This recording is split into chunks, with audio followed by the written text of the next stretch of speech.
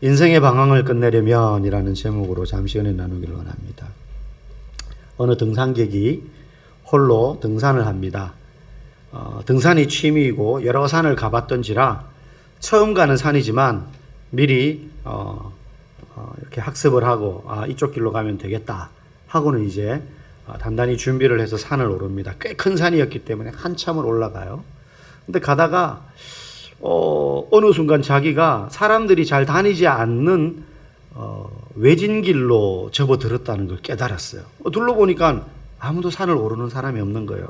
순간 내가 길을 잃어버렸나? 설마 아니겠지. 그런 마음으로 나름 이제 그간의 경험을 살려서 바로 올라가는 방향이라 생각하고 산을 계속 갔습니다. 그는 이제 길을 어느 정도 알고 있다고 생각했어요. 근데 산을 계속 올라가는데 생각보다 그 산은 너무 복잡했고 이리저리 다니다 보니까 어느새 점점 더 깊은 산 속으로 들어가서 정말로 길을 잃어버린 거예요. 그러니까 나가는 길이 어느 쪽이 여러분 산 우리 동네에 이런 무성산 같은 거 말고 큰 산은 가면요 분명히 내려가고 있는데 사실은 출구를 찾는 게 아니라 점점 깊은 골짜기로 가는 경우가 있어요. 큰 산들은 오르막 내리막이 여러 개가 있기 때문에 내려간다 그래가지고 내가 하산한다고 착각하면 안 될 때가 있거든요. 점점 더 깊은 곳으로 가는 경우가 많단 말이에요. 그러니까 이 사람이 그렇게 길을 잃어버린 겁니다. 어느새 헤매는 동안 해는 점점 저물어 가고 있습니다. 핸드폰 배터리는 점점 줄어들어서 한 칸이 달랑달랑 거리는 거예요. 불안감이 몰려옵니다. 오만 상상이 이제 꼬리에 꼬리를 물어요. 여기서 내가 만약 더 길을 헤매다가 핸드폰이 안 터지거나 배터리가 다 끝나버리면 구조 요청도 못한단 말이죠.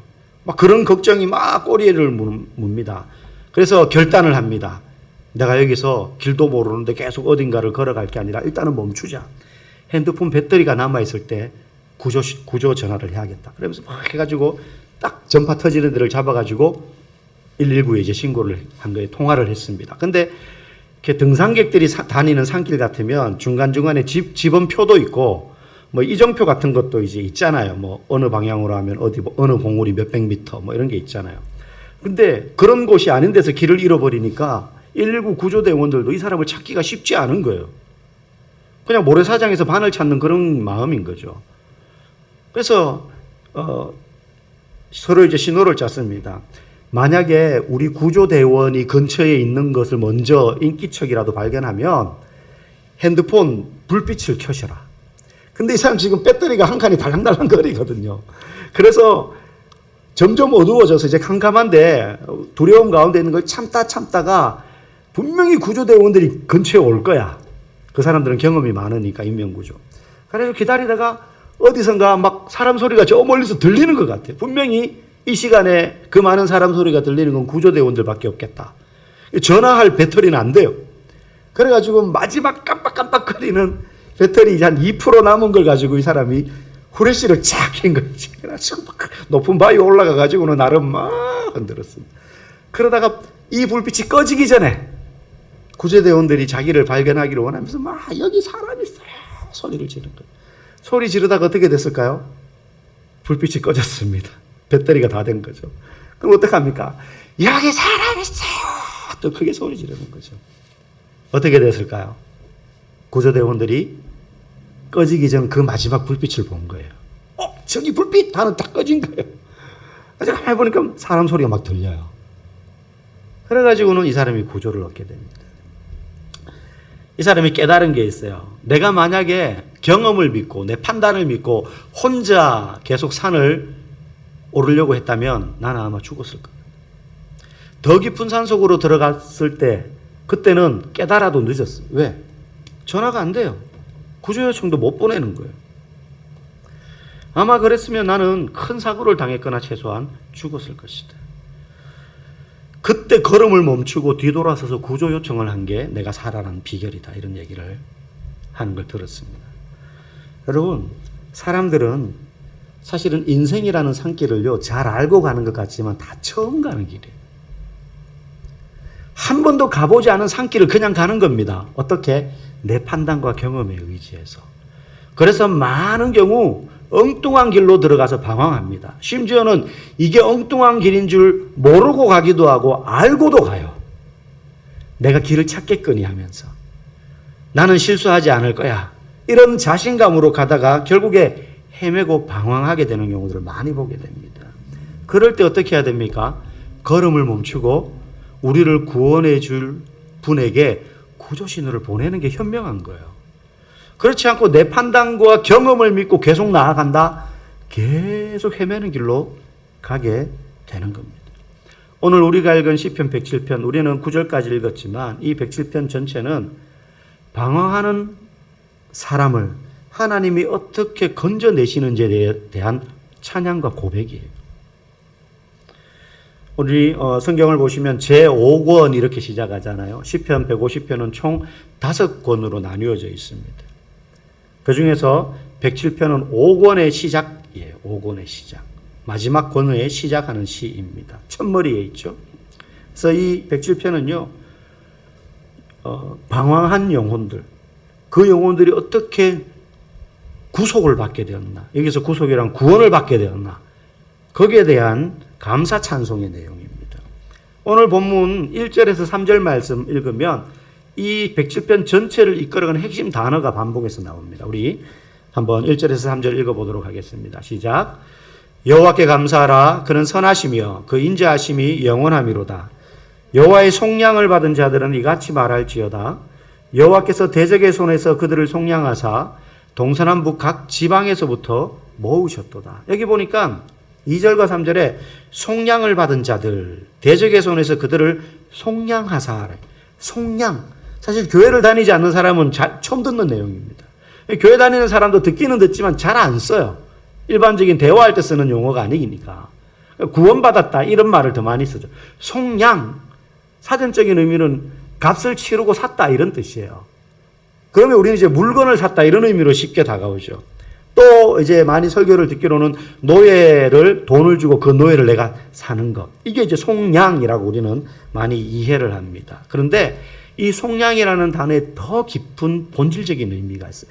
앞에 말씀드린 그런 의미로 받아들여도 전혀 문제는 없어요. 그런데 사실은 이 속량이라는 말을 성경에서 사용할 때는 그저 돈 주고 내가 뭘 사는 것만의 1차적인 의미가 아니라 더 깊은 의미가 있어요. 그게 뭐냐면 이 히브리에서 속량이라는 말은 구약 성경에 종종 등장하는 단어 중에 하나인 고엘이라는 말에서 나왔어요. 고엘. 혹시 들어보신 기억이 있는지 모르겠어요. 레위기 25장 25절에 보면 이런 구절이 있어요. 만일 네 형제가 가난하여 그의 기업 중에서 얼마를 팔았으면 그에게 가까운 기업 물을 자가 와서 그의 형제가 판 것을 물을 것이요. 이건 무슨 말이냐면 내가 경제적인 사정이 너무 어려워. 돈이 필요해요. 그래서 돈 있는 누군가에게 내 땅을 팔았어요. 밭을 팔아요. 그래서 급전을 마련해서 생활비로 써요. 그러면 이 땅은 이제 내게 아니라 그 사람께 되는 거죠. 근데 히브리인들에게 땅은 그냥 돈 이상의 가치가 있는 거예요. 부모에게 물려받은 것이기 때문에. 우리 옛날 어른들이 그 부모가 물려준 신체에는 머리털 하나도 훼손되면 안 된다 이런 이야기를 하는 것처럼 돈 받고 팔았지만 이 땅은 되찾아야 될 땅인 거예요. 그러면 나의 가장 가까운 친족 중에 한 명이 내 땅을 다시 돈 주고 되찾아줄 책임이 생겨요. 그걸 레위기 25장 25절에서 우리말로 번역할 땐 기업 물을 자라고 하는데 이게 히브리어로 고엘이라는 말이에요. 고엘. 이 고엘에 대한 이야기가 가장 극명하게 잘 드러나는 게 룻기잖아요. 룻이라는 여인이 오갈 데가 없었는데 나중에 보니까 그 가문의 친척들, 가까운 친척들 중에서 이 룻의 삶을 룻을 아내로 받아들여서 책임질 사람 했는데 전부 다 나는 못하겠다 하는데 누구 차례까지 돌아갑니까? 결국 보아스라는 사람에게까지 돌아가죠, 순서가. 그래서 보아스가 룻을 아내로 맞이하면서 기업을 무르는 자가 돼요. 고엘을 한 거죠, 고엘. 속량이라는 말이 이 고엘이라는 단어에서 시작이 된 거예요. 그래서 속량이라는 말은 값을 치르고 사다, 구해내다 이런 의미라기보다는 가까운 친족이 대신 책임지고 되찾아주는 거예요. 그 말은 원래 하나님의 것이 우리는 애초에 아담과 하와가 범죄하기 전에 우리는 원래 하나님의 소유였어요. 근데 죄로 말미암아 이제는 죄의 노예가 되어버렸어요. 그러니 하나님이 우리를 값주고 그냥 사는 게 아니라 하나님에게 뭐가 생기느냐? 가장 가까우신 하나님이 그분이 값을 치르고 우리를 되찾아줄 책임이 생기는 거예요. 그러니까 하나님이 우리를 고엘하신 거예요. 속량하셨다는 건 그런 말이에요. 우리의 가족이고 친족이기 때문에 가장 가까운. 여러분 장례식장에 가면 제일 부러운 가정이 있어요. 물론 사람이 죽어서 장례를 치르는 것 자체는 슬픈 거지만 그 장례를 치르는 가정 중에 제일 부러운 가정이 제가 여러 수십 군데를 가본 것 중에 자손이 많은 가정이 제일 부럽더라고요. 자손이 자녀가 많든 형제가 많든 우리는 일가친척 조카 손주 쭉 많이 와요. 그러면 장례를 치르는 그 당사자가요 상주 가정에 참 위로가 되고 힘이 됩니다. 많은 문상객들이 오는 것도 힘이 되지만요. 사실 그 장례 처음부터 마지막 발인, 화장, 하관 예배까지 드리는데 누가 남아있어요? 친족들이 남아있잖아요. 형제들이 남아있는 것 아니겠어요? 문상객들은 왔다가 가요. 하룻밤 지셀 수는 있어요. 마지막까지 남아서 다 장례를 치르고도 끝까지 곁에 있는 사람. 가족, 친족 아니겠습니까? 가족, 친족 아니겠어요? 책임지고 어려움을 서로 분담해야 될 의무가 있는 거예요. 얼마나 보기 좋아요. 하나님이 우리를 그렇게 속량하셨다는 거예요. 하나님이 그런 마음으로 우리를 아낌없이 사랑을 베풀어 주셔서 속량을 하셨다. 이게 오늘 107편의 핵심 내용이에요. 그러면서 우리는 9절까지밖에 안 읽었지만 32절 쭉까지 흘러가면서 속량의 예, 하나님이 우리를 어떻게 속량하셨나? 그걸 이제 네 가지 예를 보여줘요. 9절까지는요, 우리 조상들이 우리가 광야에서 길을 잃어 헤맬 때 하나님이 우리를 그 길에서 길을 되찾도록 회복시키셨다. 속량의 첫 번째 예. 길을 잃어서 헤매는데 하나님이 우리에게 길을 보여주셨다. 산에서 길을 잃어버렸는데. 두 번째 10절에서 16절까지는요. 우리가 흑암과 사망의 그늘에 있었는데 하나님이 그 어두움 속에서 뛰쳐나오도록 옥문을 깨뜨리셨다. 그렇게 표현해요. 죄와 사망의 그늘 안에 있다는 건 저 깊은 지하 감옥에 갇혀 있는 것과 같은 상태를 말해요. 근데 하나님이 그 깊은 감옥의 옥문을 깨뜨리심으로 우리를 속량하셨다는 거예요. 세 번째 속량의 예로 드는 게 뭐냐면 죄로 말미암아 고칠 수 없는 사망의 질병에 걸린 우리를 고치셨다는 거예요. 그게 22절까지 나오는 내용입니다. 뭘로 고치셨다고 고백하느냐? 하나님의 말씀이 우리를 고치셨다는 거예요. 여러분, 우리는 육신의 질병이 들면 보여지는 육신의 질병과 몸 안의 질병이 고쳐지는 것만 치유의 역사라고 생각합니다. 그렇게 생각하니까 누가 암에 걸렸는데 나았다 그러면 막 대단한 은혜를 경험한 것 같아서 막 부러워하기도 해요. 근데 여러분, 우리 하나도 부러울 게 없어요. 왜? 우리는 암이나 다리가 부러진 거나 내진 머리가 깨진 거에서 나음을 얻는 것보다 더 불가능한 죄라는 고칠 수 없는 질병에서 말씀으로 말미암아 우리가 회복되는 자들임을 여러분 믿으시기 바랍니다. 우리는 어떤 것으로도 표현할 수 없는 큰 회복을 경험한 사람들이에요. 이게 오늘 본문에서 말한 죄로 병든 자를 하나님이 말씀으로 고치심으로 우리의 생명을 속량하셨다는 거예요. 마지막 속량의 예로 드는 것이 뭐냐 하면 바다 폭풍 속에서 우리를 건지셨다는 거예요. 어떻게? 23절에서 32절에 보면 등장하는 표현이 하나님이 풍랑을 잔잔케 하셨다. 이건 뭘 이야기하는 걸까요? 뭘 떠올리면서 지금 바다 폭풍 속에서 우리를 건지셨다고 말씀하시는 것 같아요? 홍해 바다가 갈라지는 것. 홍해 바다를 갈라지게 하심으로 그 사이에서 우리가 건짐을 받았다는 것. 건짐을 받았다는 것. 속량은요, 이와 같이 우리의 삶의 모든 영역에서 하나님 우리를 건지셨다는 거예요. 죄에서 건짐받았다, 죄에서 속량되었다라는 건 단순히 가난했다가 부자가 되었다. 어디가 아팠는데 나음을 얻었다. 내가 일이 잘 안 되는데 이 일이 풀렸다. 이게 속량이 아니라 죄에서 속량받음으로 말미암아 우리의 삶의 모든 영역이 하나님께 속량되었음으로 의미하는 거예요. 저와 여러분들은 예수를 믿음으로 말미암아 이미 속량받았다는 거예요.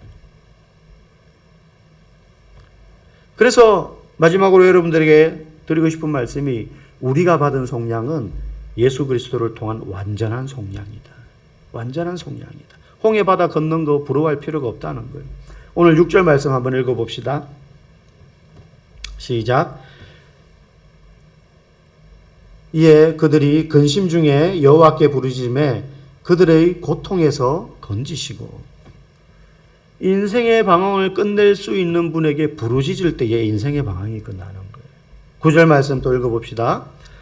그가 사모하는 영혼에게 만족을 주시며 줄인 영혼에게 좋은 것으로 채워주심이로다. 우리가 오늘 읽은 마지막 구절이죠. 세상이 줄 수 없는 영혼의 만족, 우리 영혼에 가장 좋고 필요한 것을 주시는 분이 하나님이시라는 거예요. 오늘 우리를 그렇게 속량하신 분이 누구라고요? 예수 그리스도. 예수 그리스도. 사람들은 오늘날 과거와 비교할 수 없는 풍성하고 안락한 삶을 살지만 의외로 방황합니다. 원하던 학교에 가도 만족이 없고 꿈에 그리던 대기업에 들어가도 그 기쁨은 잠시예요. 잠시예요. 제가 남양에 있을 때 한 달에 한 번씩 현대자동차연구소 남양에 있는 거기에 이제 신우의 예배를 들어가고 2주에 한 번씩 거기 들어가서 그 청년들 성경 공부를 인도했었어요. 연봉 거의 1억 가까이씩 막 받는 친구도 있었고, 남들이 다 부러워하는 대기업 연구원이에요. 근데 많은 그 친구들이 언제 이 회사에서 잘릴지 모른다는 불안감 때문에 공인중개사 공부하고 막 그래요. 박사학위 다 받고 온 친구들이에요. 서울대 카이스트 포항공대 한동대 이런 데 다니다가 온 친구들. 근데 공인중개사 자격증 공부하고요. 그래요. 불안한 거예요. 거기 합격했을 때는 동네 잔치 열리고 집안에서 잔치 열렸어요. 근데 그 기쁨은 잠시라는 거예요. 친구 많아도 외롭고 SNS 팔로워는 많은데 진짜 내 마음을 아는 사람은 없어요. 왜? 그 SNS에 보여지는 모습은 다 행복함, 나만 행복한 게 아니에요. 거기 나오는 사람은 다 행복해. 다 행복하니까 내가 행복해도 별로 행복하지가 않아요. 나만 행복해야 행복한 건데 안 그렇거든요. 이런 인생의 방황과 공허함은요, 소유가 넉넉해지고 내가 원하던 꿈을 이루고 자기를 좋아해주는 사람들에게 둘러싸이면 끝나는 것 같지만 그렇지 않습니다. 풍요 속의 빈곤이에요. 이 방황의 원인이 그런 것들의 부족함에 있는 것이 아니기 때문이에요. 근본적인 이유는 죄의 문제. 그 죄의 문제는 예수 그리스도를 만나야 끝나는 거예요. 예수 그리스도를 만나야 끝나는 거예요. 왜냐하면 그 예수님이 십자가에서 우리를 위한 궁극적인 고엘이 되셨기 때문에 우리를 위하여 값을 다 치르셨거든요.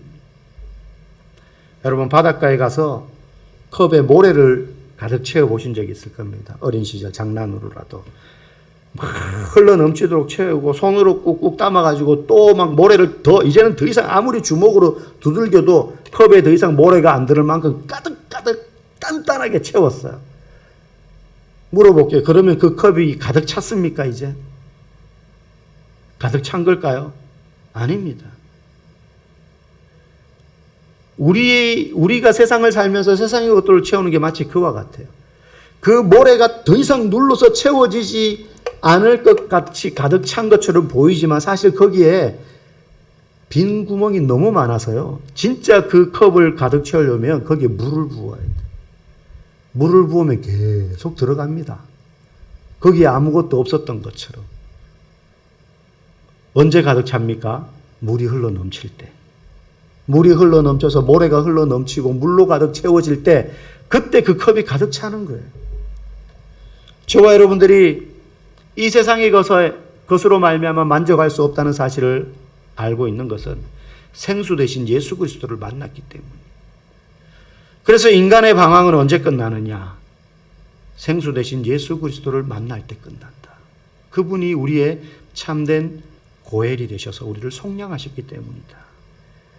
이 사실을 기억하며 예수 그리스도를 날마다 경험함으로 우리의 영혼에 진정한 만족을 누리실 수 있기를 주의 이름으로 간절히 축복합니다.